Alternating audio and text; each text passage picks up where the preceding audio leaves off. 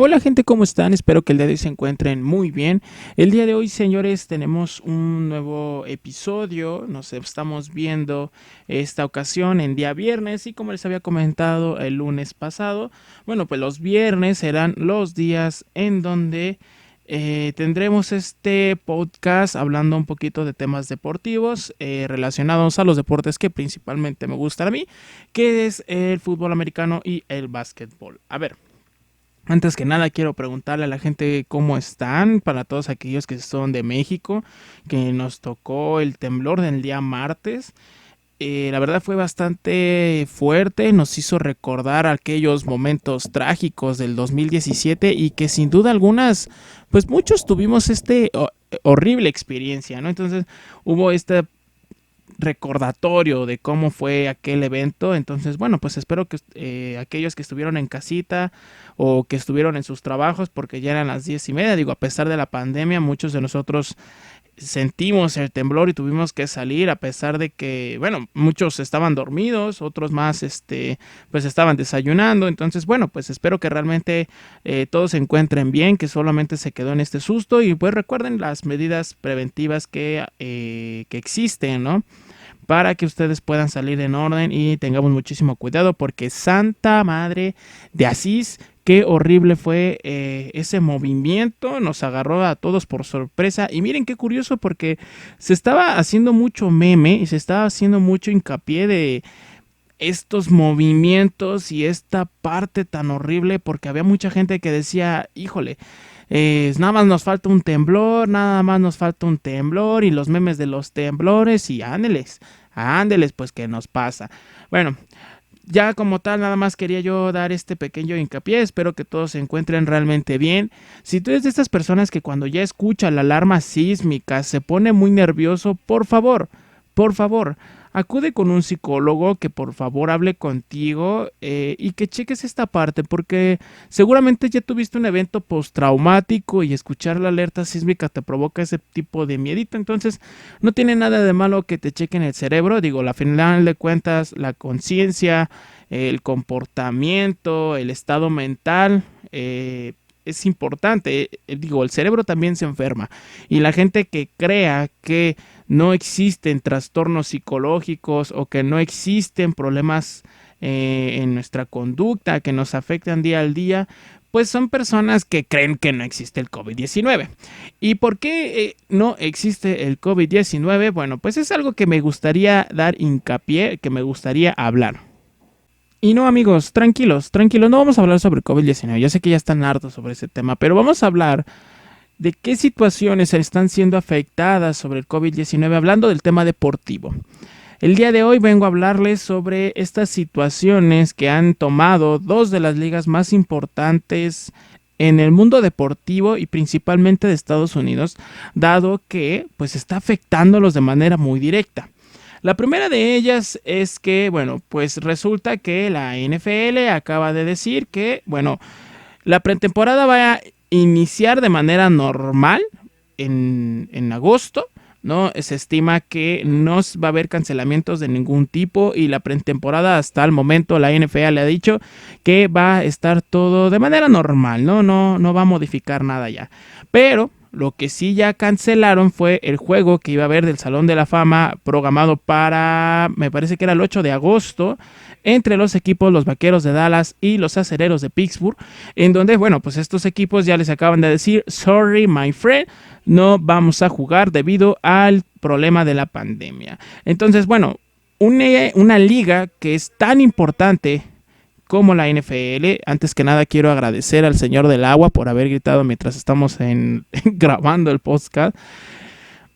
Bueno, pues como les estaba yo diciendo, pues resulta que no podemos saber cómo va a transformar este virus, esta pandemia al nuevo mundo, porque al final de cuentas va a haber un antes y un después de la pandemia, en donde las medidas de higiene, las medidas de seguridad, las medidas que estaban tomadas, las medidas que estaban por hecho van a tener que haber cambiado de una manera tan estricta, porque es un virus que, señores, lamento decirles que viene para quedarse, y así como nos pasó con la influenza, la viruela, en su momento, bueno, pues esta ya se va a convertir en parte de la vida cotidiana del ser humano y hay que aprender a vivir con ello, ¿no?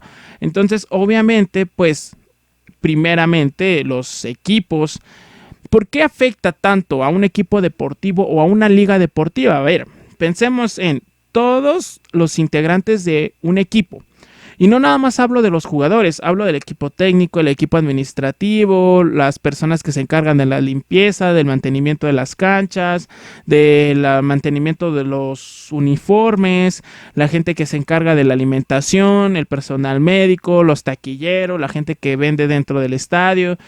Es un mundo, es una cantidad impresionante de gente que trabaja bajo alguna liga deportiva o que trabaja para, al final de cuentas, un equipo. Entonces, la cantidad de trabajo que se está perdiendo es muchísima. Ahora imagínense, yo sé que los equipos son multimillonarios y que tienen un montón de dinero. Sí, lo entiendo esa parte, pero tienen que entender que a la hora de la verdad, los equipos van a preferir despedir a la gente de limpieza que ahorita no está trabajando que a sus propios jugadores, a su equipo administrativo. Y entonces se vuelve una parte, pues, bastante fea, porque al final de cuentas los equipos se pueden deshacer del personal inferior, ¿no? Y cuando se reinicie pueden contratar a alguien más, no es como que seas totalmente indispensable. Habrá gente que tenga muchísimos años y bueno, será considerado, pero en este caso realmente no es así, ¿no? Así no es como se manejan las grandes empresas. Primero, siempre se van a ver afectados los que están más abajo. Lo siento, pero así es como funcionan. Entonces, bueno, pues la NFL tuvo esta buena fortuna de que para enero, febrero, que fue el Super Bowl, la pandemia todavía no se había elevado tanto, pero ya existía. De hecho, ya era un hecho, ahora sí que era un hecho, ¿no? De hecho, ya era un hecho, pero, pues bueno, aparentemente no afectó a Estados Unidos en su momento, se pudo llevar a cabo el Super Bowl, pero ¿qué cosas se van a ver afectadas? A ver, podrán haber los partidos, pero dicen, va a ser a puerta cerrada, va a ser sin público, pero la gente, el público, es quien paga. Al final de cuentas, esos son los ingresos. No recibes, o sea, recibes una gran parte de ingresos de patrocinio. Recibes un montón de ingresos de los tickets. Recibes un montón de ingresos de los productos que vendes. Pero imagínate que te quitan una gran parte de tu ingreso. Vamos a suponer que si dentro de tu estadio te caben 20,000 personas y cada uno de esos 20,000 personas los vendes, los boletos, vamos a suponer a 50 pesos, multipliquen esa cantidad 20,000 por 50 pesos. Y realmente los boletos no son así. Los boletos varían dependiendo de la zona y de la altura. Entonces, a lo que voy es que imagínense cómo se va a ver afectado la economía de la liga, ¿no? Y por eso, no sé si ustedes sepan, pero los equipos tienen una cosa que se llama, al menos en la NFL y en la NBA, me parece que es más en la NBA, que existe un contrato que es un contrato, vamos, por último año de equipo, por último año de jugador. A esto se refiere de que el jugador, por ejemplo, si es un contrato con opción de jugador, el jugador decide si se quiere quedar ese último año ahí o rechaza el contrato. Y lo mismo pasa con el equipo. El equipo decide si quiere quedarse con el jugador o lo rechaza. Los equipos, bueno, en este caso los jugadores, tienen que verse obligados a aceptar este contrato porque no saben cómo se va a ver afectada su seguridad financiera para el mercado libre, ya que hay que recordar que la manera en la que se maneja esta parte económica pues es dependiendo del porcentaje que hubo de ganancias en ese año, ¿no? Entonces, lo que determina cuánto vas a ganar es cuántas ganancias hubo ese año. Obviamente, por el tema de la pandemia, pues las ganancias bajaron bastante.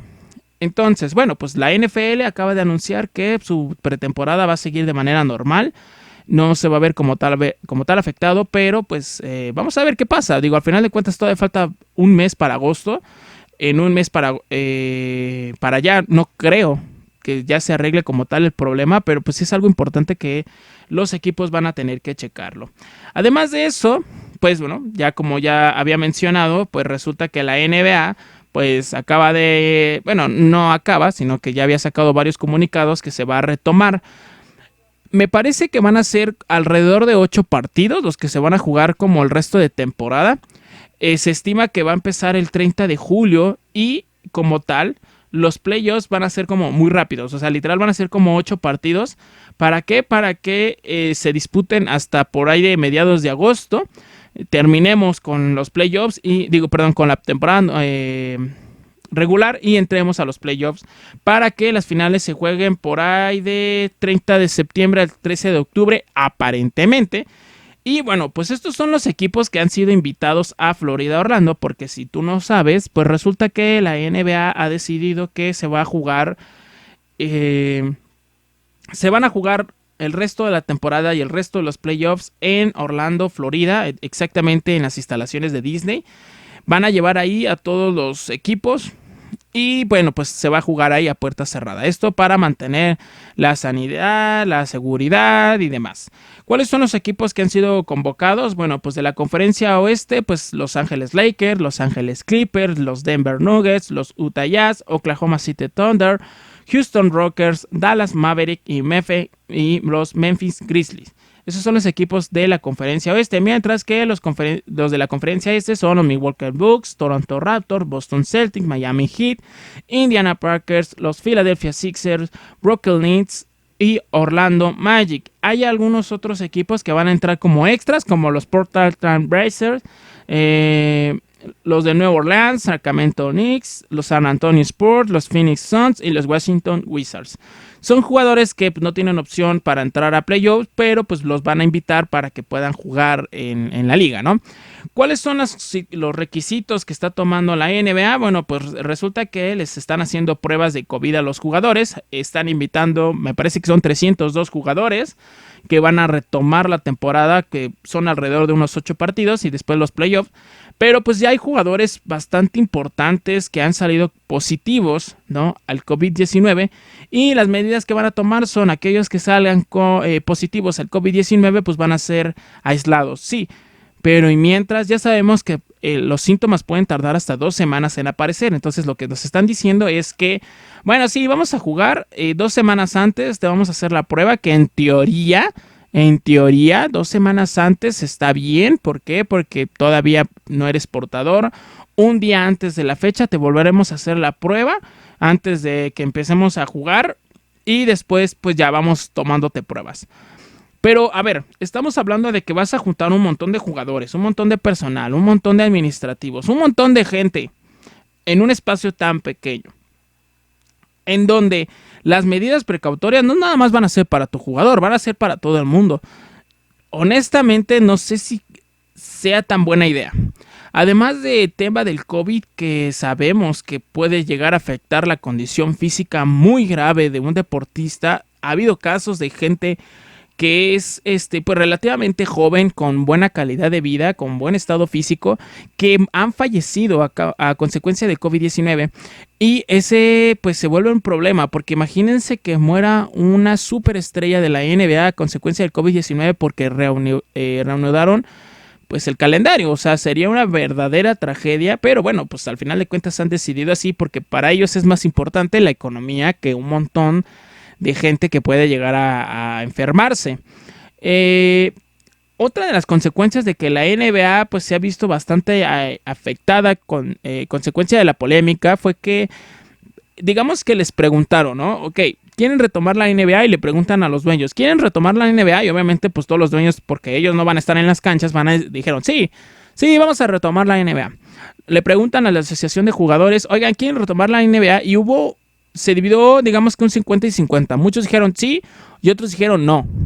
A consecuencia de los que dijeron que no necesariamente fue por la pandemia, sino fue por el tema del asesinato que ustedes conocen de esta persona de raza negra que falleció a manos de un policía. No voy a tocar el tema, pero resulta que un jugador, varios jugadores, uno de ellos Kyle Irving, pues se levantó y dijo que él no cree que sea bueno que la NBA retome su calendario consecuencia del asesinato de esta persona, porque considera que es como una falta de respeto y que ahorita pues la gente está como en protesta, estamos de luto, entonces pues no consideran que tenga que salir, teniendo en cuenta que casi el 75% de los jugadores son de raza negra, de hecho más. Muchas gracias al vecino que está martillando justo en la transmisión en vivo, de verdad le agradezco. Por decidir martillar exactamente a las casi ya 7 de la noche. De verdad eres un crack. Bueno, entonces pues resulta que estas personas vamos, varios jugadores se levantaron en esta protesta de decir no estamos de acuerdo, otros más dijeron no estamos de acuerdo, pero sí nos gustaría que retomáramos la liga. Al final de cuentas es una situación económica. Y les vuelvo a repetir, son muchísimos los empleos que se están jugando. Obviamente, los aguaderos, los de limpieza, todos los que estaban en los respectivos estadios, pues no van a estar, van a contratar a nuevo personal que seguramente lo van a capacitar, pero volvemos a lo mismo. Las entradas se van a ver afectadas, la publicidad no sé cómo lo vayan a manejar para que no se vean malas marcas. No sé, va a salir Gatorade saliendo un jugador mientras bebe agua y entonces le va a pasar el agua a su compañero y de repente va a salir un médico y va a decir, ¡hey, no! Recuerda que existe el COVID-19. No sé cómo lo vayan a tomar. La verdad es que nos entramos en esta situación incómoda. Volvemos a lo mismo. Inclusive los comerciales van a tener que cambiar. Ya no va a ser tan fácil, por ejemplo, que salga un comercial de Sabritas en donde todo el mundo te agarra una papa debido al COVID-19. No sé cómo vaya a ser tomado para empezar esa parte del patrocinio, o si les va a valer goma y lo van a hacer así como normalmente lo hacían. Si se van a valer solamente de lo que la gente vea a través del televisor. Y por ende, pues cómo van a manejar los horarios y cómo van a manejar las transmisiones para que tú puedas verlos. Si van a ver 2 partidos al mismo tiempo, o 3 partidos al mismo tiempo, o un partido por diferentes horarios. No sé cómo lo vayan a manejar, pero tienen que tener en cuenta que esto es muy importante, teniendo en cuenta todos los invitados que hubo y que aparentemente se van a jugar 8 fechas antes de los playoffs. Entonces, pues sí, no sé cómo vaya a ser manejado, porque al final de cuentas, pues va a tener que ir los medios de comunicación. Vamos, estamos hablando de que si se les va por tantito, se va a hacer un foco de infección y vas a enfermar a todos tus jugadores de la NBA. Y sería algo horrible, sería algo fatal que se enfermen jugadores de la NBA. Y no por consecuencia de que sean superhumanos y que todo el mundo tenga que considerarlos dioses, sino porque son deportistas que trabajan para, al final de cuentas, con su físico. Ese es su medio de empleo. Entonces, imagínense que te afecten tu medio de empleo, pues está muy cañón en toda esta situación. Sé que son temas bastante controversiales, pero al final de cuentas es lo que nos ha puesto el COVID-19 y que al final de cuentas es muchas situaciones importantes que se tienen que tomar en cuenta. Y para ello me gustaría adelantarles como una especie de tráiler. Para el día lunes vamos a hablar sobre el tema del COVID-19, pero cómo afecta a un deportista, cómo te afecta en tu salud física, ¿no? Y cómo afecta a un deportista de alto rendimiento. Entonces, sé que no es algo que no te voy a hablar de los métodos de sanitización y que las cifras, no, yo te voy a hablar de la parte fisiológica de la enfermedad para que tú quedes un poquito más claro y de la importancia de cómo puede afectar a tus deportistas favoritos. Y por último, ya vamos a dejar el tema más agradable al final.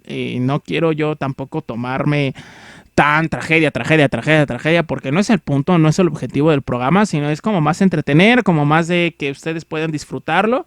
Si no, vamos a hablar de la retirada de un jugador y muy importante de la NBA. Este jugador de la NBA, para todos aquellos que somos fanáticos, tienen que saber que me parece que duró 12 años en la liga, se retira con 43 años de edad. Ahorita, espérenme, déjenme les confirmo. Sí, 12 años en la liga, se retira con 43 años. Y pues estamos hablando de uno de los mejores donqueros, estoy hablando de personas que hacen mates en la NBA. Se retira, pues lamentablemente, sin celebraciones, sin festejos, sin que la gente pueda aplaudirle. Pues este hombre simplemente se retira y se retira por la puerta de salida, no como tal por la puerta más grande. Es un jugador que es muy conocido, estamos hablando de Vince Carter, un jugador bastante popular, muy bueno. Pero resulta que me puse a investigar porque quería yo darle un reconocimiento a este hombre y me topo con algunas curiosidades, ¿no? Que son, vamos, uno de las cosas que tenemos que entender es qué es lo que puede diferenciar entre una leyenda y un buen jugador. ¿Qué es lo que va a diferenciar entre alguien muy exitoso, pero al mismo tiempo que pues solamente se queda así, ¿ok? Volvemos a lo mismo. ¿Cuál es la diferencia entre una leyenda y un buen jugador? Una leyenda es aquel que se convierte en leyenda a consecuencia de qué. Y un buen jugador es por los números. No lo sé. Yo les pregunto, ¿ustedes cómo consideran que una leyenda es una leyenda? Y para eso, pues me gustaría tomar un poquito de la historia de este hombre, debido a que, pues bueno, tiene que ser reconocido. Digo, jugó 12 años. Pero entramos en este problema de la edad. Podrás jugar 12 años en la NBA, pero no necesariamente quiere decir que vas a terminar bien tu carrera. No necesariamente se refiere a que a tus 43 años sigues siendo esa leyenda con la que tú entraste. No, no necesariamente es eso. Y una de las principales cosas que yo me gustaría decirte es que en el momento en el que tú estás en diferentes equipos durante tanto tiempo, me hace sentir como raro, ¿saben? Me hace sentir, eh, vamos, no pena, pero cierta preocupación. Eh, Usualmente los contratos largos son dados a aquellos jugadores que te garantizan que durante mucho tiempo vas a ser un buen jugador. Pero cuando los contratos son cortos es consecuencia del salario o es consecuencia del jugador que no quiere contratos largos. Y eso es por qué, ¿no? O sea, vamos, al final de cuentas, después vamos a hablar sobre eso, de qué es lo que determina un contrato de un jugador. Y me gustaría sí mencionar algunas cosas interesantes de este hombre. Para empezar, fue 8 veces seleccionado All-Star, ¿no? De la NBA. Llegó a ganar la medalla de oro en los Juegos Olímpicos en los años 2000. Fue elegido 2 veces en el mejor segundo equipo de la NBA y uno, bueno, más bien uno en el segundo equipo de la NBA y otro en el primer equipo. Ganó el concurso de mates en los años 2000 y se llevó bueno, más bien llevó ay, perdónenme. Al reconocimiento de Rookie del Año en 1999. Y bueno, pues este hombre llegó a tener 24,000 puntos, 6,000 rebotes, 2,500 asistencias, 1,000 robos, ¿no? Vamos, tuvo muy buenos récords. La verdad es que fue un jugador muy talentoso. Pero volvemos a lo mismo. No sé cómo tomarlo porque vamos a ver sus estadísticas. Prácticamente, prácticamente jugó en Toronto, donde es más recordado en Toronto, donde hizo las cosas más impresionantes fue en Toronto. Jugó en Toronto de 1998 hasta el 2005. Estamos hablando de que jugó 7 años, si no me estoy equivocando. Jugó 7 años en Toronto. Y el promedio de sus puntos fue de unos 24 más o menos. Lo que llegó a hacer, tuvo un promedio de casi 3,9 asistencias. De rebotes fueron como de 5,3. Tuvo una buena cantidad de asistencias, de bloqueos. Como les estaba diciendo, además tuvo una buena cantidad de robos, de bloqueos, en los 7 años que jugó en Toronto. De ahí jugó 5 años en New Jersey. Tuvo igual un promedio de casi 24 puntos por partido, unos 5,8 rebotes por partido, de robos casi 1, de bloqueos como unos 5. Y pues entramos en esta parte en donde se empieza a bajar sus cifras. De hecho, al inicio jugaba más de 30 minutos y por ahí de New Jersey empieza a bajar sus números en cuanto a minutos, dejándolos casi, podemos decir que estuvieron casi parejos, ¿no? Alrededor de 38, 36, en algunas ocasiones 39. ¿No? Los minutos fueron los mismos, pero sus estadísticas empezaron a bajar. Para aquel momento, él ya llevaba 12 años en la liga, ¿no? Después de esto, juega 2 años en Orlando, de 2009 a 2011, y sus cifras ya bajan de manera abrupta. Estamos hablando de casi 21 puntos, 25 puntos por partido. Bajaron a 15 puntos por partido. La cantidad de asistencias también bajó de ser 5, bajaron a casi 3. Los robos ya no eran ni siquiera 1. De los bloqueos ya ni siquiera era un 1. Bajó muy abrupto la cantidad de sus estadísticas, y en cuanto a minutos se mantuvo en 30.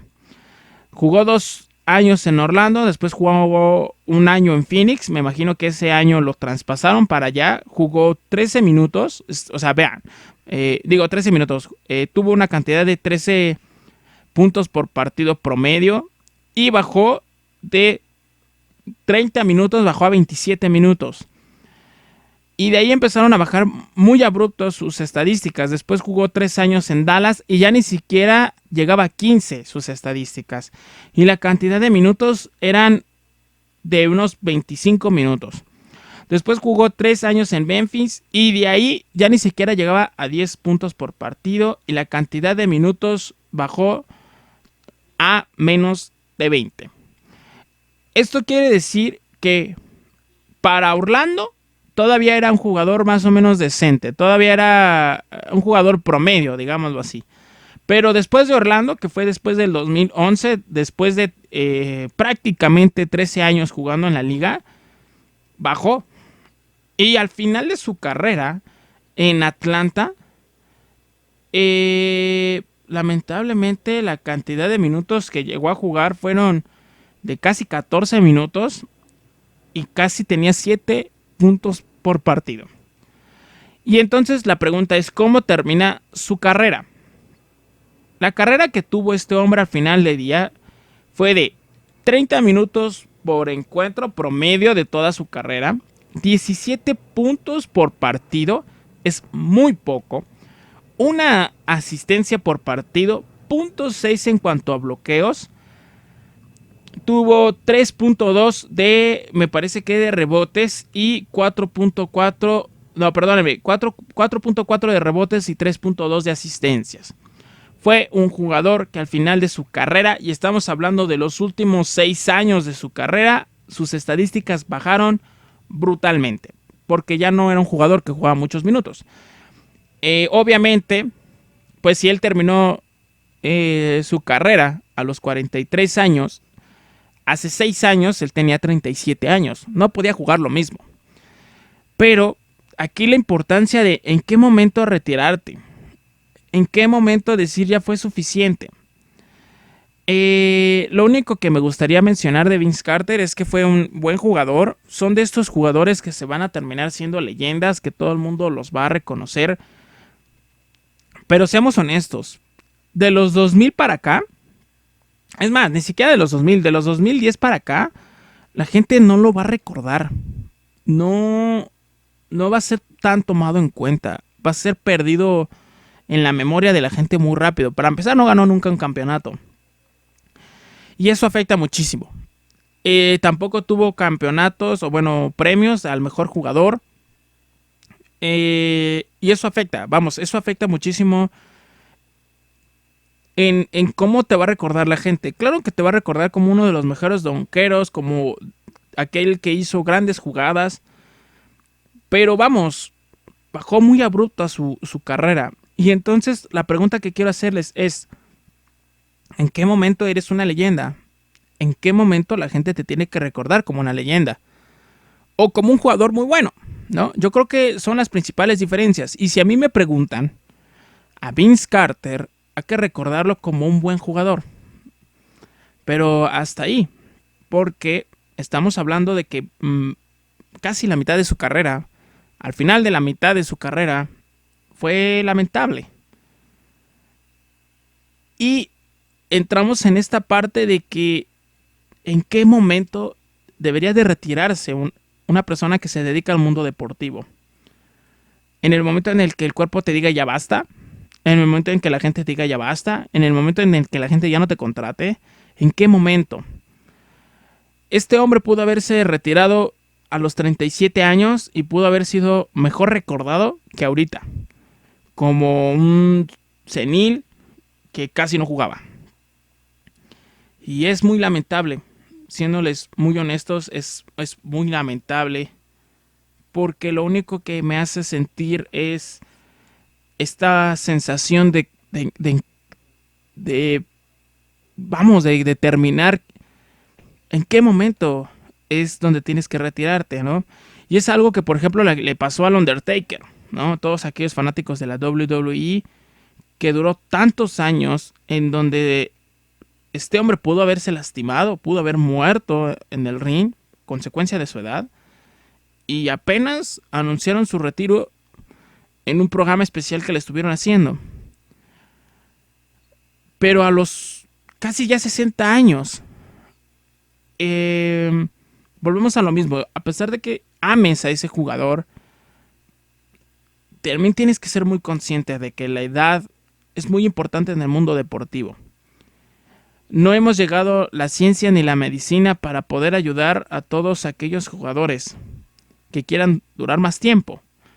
Tal vez, por ejemplo, un LeBron James sea el vivo ejemplo, ¿no? Me parece que creo que ya tiene 33 años, o 34 años. Y este hombre, pues véanlo, está entero, juega como si tuviera... Ah, no, tiene 35 años según Wikipedia, Según Wikipedia tiene 35 años. Wow. Entonces, este hombre juega como si fuera... no sé, un chico de 28 años. Y juega de manera extraordinaria. Pero es porque a él le tocaron pues esta nueva medicina, le tocó los 2000, donde ya la tecnología avanzó muchísimo, la manera en la que te preparabas físicamente era totalmente distinta. ¿Quién sabe? No sabemos si pueda llegar a los 40 años, no lo sabemos. Hay jugadores que a esta edad, 35 años, se han decidido retirar. Hay otros que prefieren hasta los 40 años. Y volvemos a lo mismo. ¿En qué momento ustedes creen, querida audiencia, que es la mejor manera de retirarse? Los dejo con ese pensamiento y nos vemos para el siguiente programa. Espero que les haya gustado. Ya saben, denme un like, compartan, dejen sus comentarios para el siguiente capítulo y nos vemos muy pronto. Que tengan un excelente día y recuerden esta frase que me marcó y que quiero compartirles. Y esta frase dice así: si no sabes, te enseño. Si no puedes, te ayudo. Pero si no quieres, te vas. Una excelente frase para el mundo deportivo, para nuestra vida cotidiana, en donde no debemos de permitir que gente con mentalidad negativa nos afecte. Y recuerden, ustedes sean los mejores. Nos vemos para el siguiente episodio. Hasta luego.